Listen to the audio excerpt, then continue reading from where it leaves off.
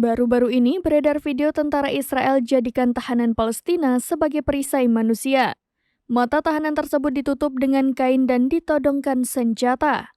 Video tersebut diunggah Al Jazeera Arab lewat akun X @aja_Palestine pada Jumat 10 November 2023. Dalam video tersebut tampak seorang pria mengenakan pakaian serba hitam berlutut di tengah jalan, matanya ditutup menggunakan kain putih.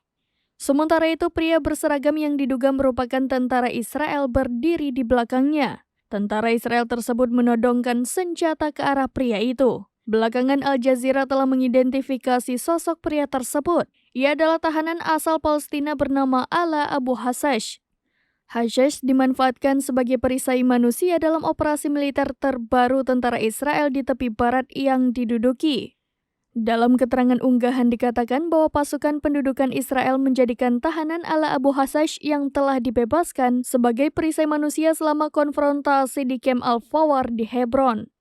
Diketahui penahanan administratif terhadap warga Palestina yang dilakukan Israel semakin meningkat pada 2023.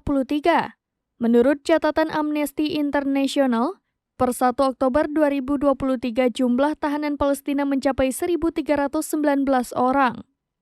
Terbaru pada 1 November 2023, jumlah tersebut meningkat menjadi lebih dari 2.070 warga Palestina yang ditahan secara administratif.